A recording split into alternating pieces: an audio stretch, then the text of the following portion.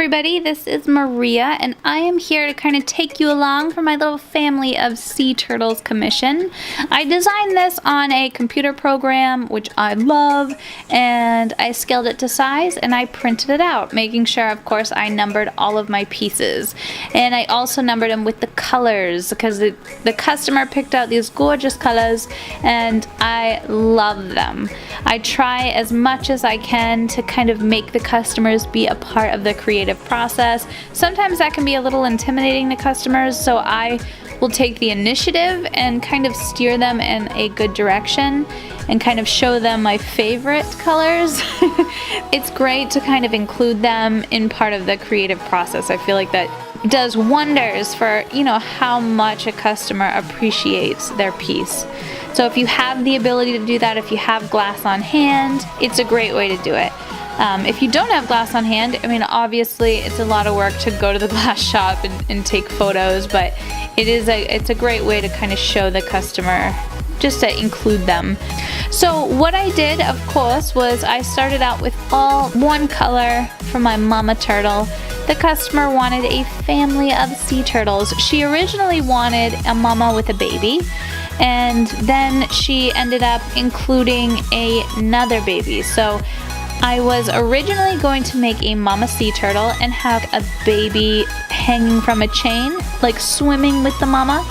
And then since she added a third turtle, it kind of, I just was trying to really figure out how to incorporate it, and really make it aesthetically pleasing. The composition of the piece, I didn't want like 3 turtles hanging. I ended up including the middle turtle, like the larger of the babies, in with the mama. And then I made the littlest baby hang from a chain, and I love the way it came out.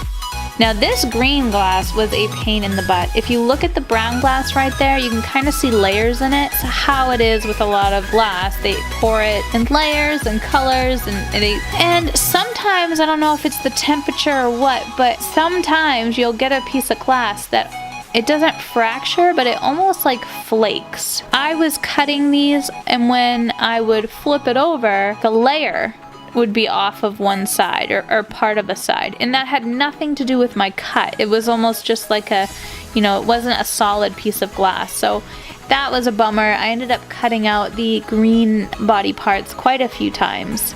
Now the brown, oh my gosh, I loved this brown. Granted, sea turtles have like darker shells, but the customer picked this brown and I didn't, I just loved it. So I just went with it. I love the lines in it, and it's like a wood grain kind of look, which is great for shells, of course. And this one was a lot easier to cut. It was just something about this green, and it happened to only be on one side of the panel. I ended up cutting a piece of the panel that I had, like on another end, and it was totally fine. So I don't know what it was, but it was driving me crazy.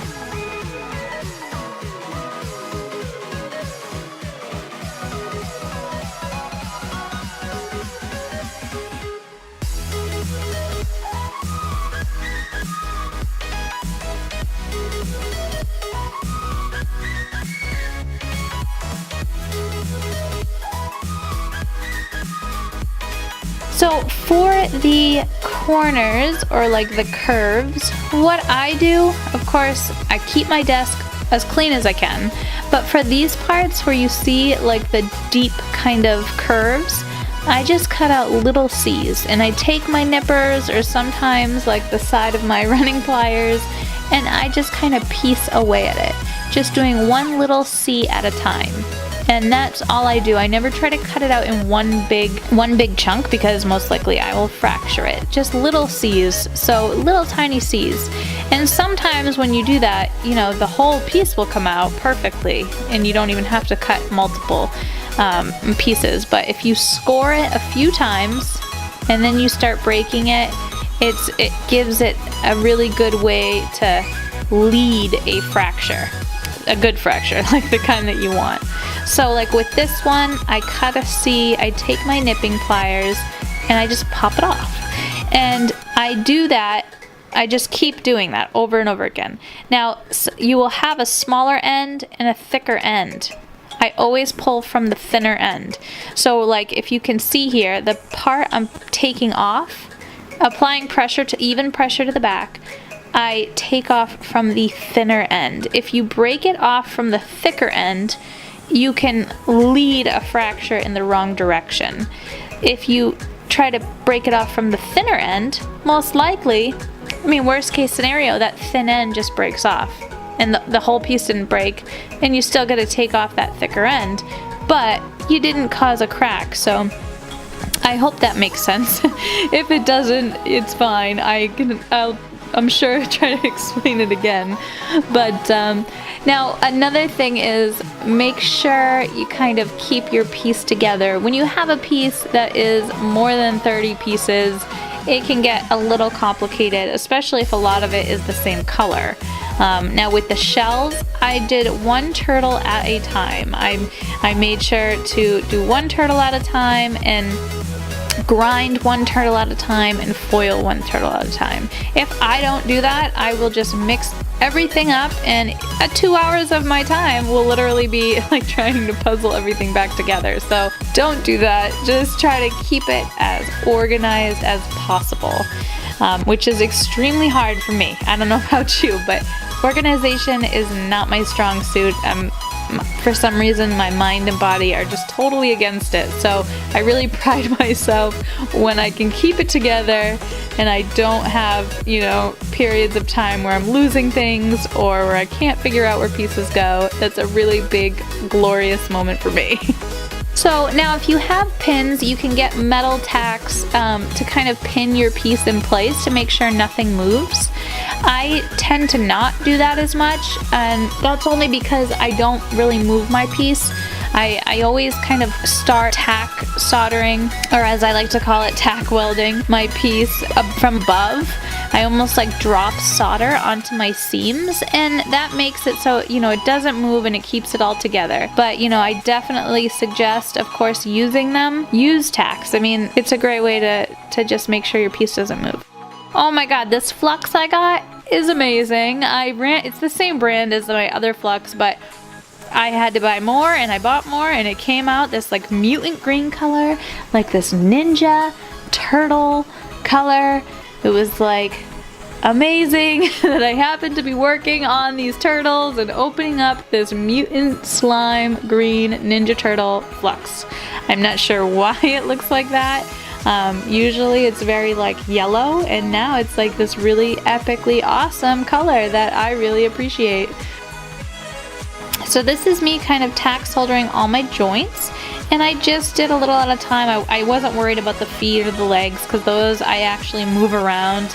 Even after I solder these, I just move them around. I wasn't quite happy with where they were, so I just simply put some flux on there, put my iron on there, heated it up, and just moved it around. And I did that with the baby turtles as well. But as far as the main thing, which is where the two turtles connect and the shells of the sea turtle, you know, you don't want to move that. You want to keep everything nice and precise, which is why tacks are like a really good way to do that. Tacks or little nails or anything like that will hold your piece in place. If you have any concern about bumping your piece, it's just a great way to guarantee if you do, you don't have to spend all this time kind of pushing everything where it needs to go. I was really excited about this piece because normally I do more like enchanted, whimsical, you know, type of pieces. I don't do a lot of realistic type of work.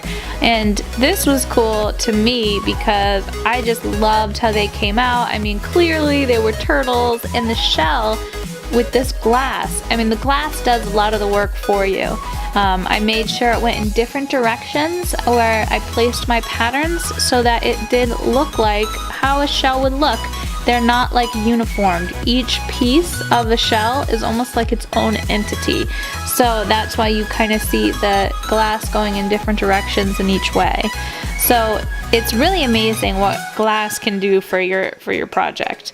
I mean, if this was just all black, yeah, it would be a turtle. You would notice that, but the glass is really what brought this to life. And it's so funny because I actually was looking at a darker glass, and because it is a sea turtle, and she loved this glass. Actually, she couldn't really pick out the green color. She couldn't make a decision, but she did make the decision on the shell, and it was like, I mean, really what I think made the whole piece. So it's kind of cool, you know, that I'm able to tell that customer, look, like this is the glass you picked and it's just beautiful. I mean, it really came out magnificently, at least in my mind. I just love it.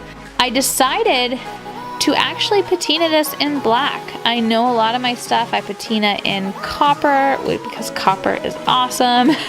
But black is awesome too, and black is most forgiving of patinas. It's a great patina when you start out, especially because if your solder isn't on point and doesn't look totally smooth, that's okay. No big deal.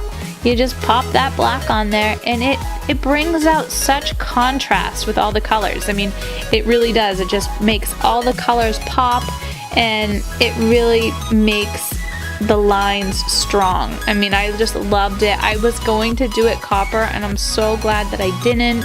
I had kind of the creative freedom to, you know, choose the kind of finishing patina and how I wanted it hung and the layout. That was all my design, but the actual color of the glass was hers. But I'm so glad I went with the black patina.